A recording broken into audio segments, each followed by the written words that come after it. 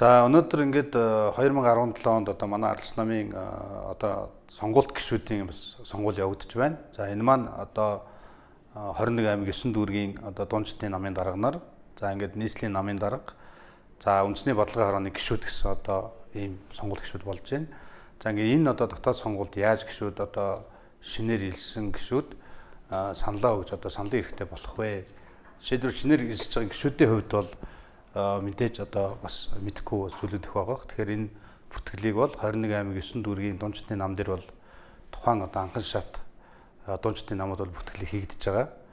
За энэ хүмүүс бол 1200 төгрөгөө одоо яг манай одоо Демпарти цэгийн сайт дээр тавигдсан хаан банкны дансанд төлөөд за ингээд намын гишүүнийхээ анкетыг бүгэлж өгснөөр энэ сонгуульд оролцох саналын эрх нээгдэж байгаа.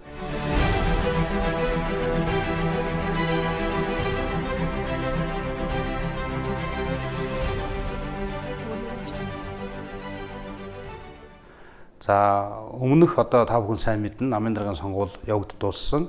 За намын даргын сонгуулиар одоо 2016 оны татвараа төлж 1200 төгрөгөө төлж саналын эрхээ нээлгсэн одоо 176 орчим мянган одоо намын гишүүд маань бол 17 оныхоо 1200 одоо төгрөгийн татварыг төлж шууд саналын эрхтэй болно. За энэ хоёрын ялгаа юу вэ гэхээр ялгаа нь бол за шинээр одоо илсэж байгаа намд илсэж байгаа гишүүд маань анкета бол бүглэж анхан шатныхаа нам дээр очиж бүртгүүлж татварынхаа 1200 төгрөг төлөх нэ.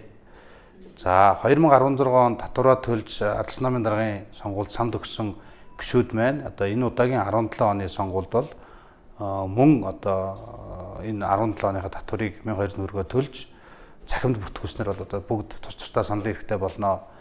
За ингэхээр бас үүний дүнд бас ямар эргэлзээ төрөөд байна гэхээр зарим одоо намын гишүүд маань бид нар Ардчилсан намын даргын сонгуульд санал одоо өгч тийм ээ татвараа төлсөн учраас 17 оны энэ удаагийн сонгуульд бас саналын эрхтэй гэж бол ойлгогдоод байгаа. Гэтэл уг чанартай бол өмнө намын даргын одоо сонгуульд татвараа төлсөн байдал 2016 оны татварыг төлсөн. За энэ удаагийн одоо 2017 оны энэ сонгуульд саналын эрх нээлгэж байгаа хэлбэр бол 2017 оны татвараа төлж байгаа ийм үйлдэл юм а гэж ойлгох хэрэгтэй.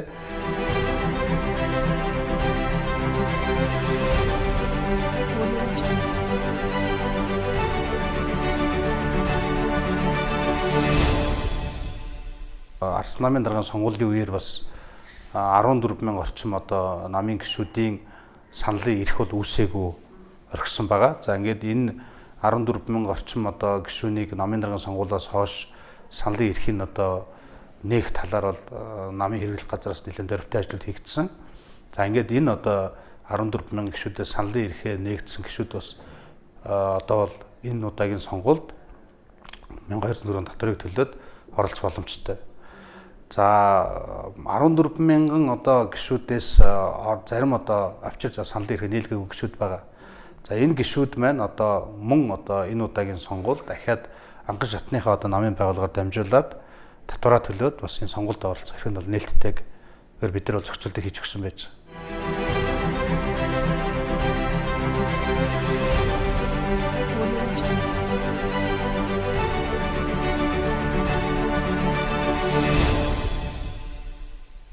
За өмнөх сонгуулиар гарсан одоо нийтлэг алдаа гэвэл намын гишүүд маань одоо регистрийн дугаарыг латин үсгээр бичсэн. За жишээлбэл зарим иргэд маань овг нэрээ одоо дутуу бичсэн.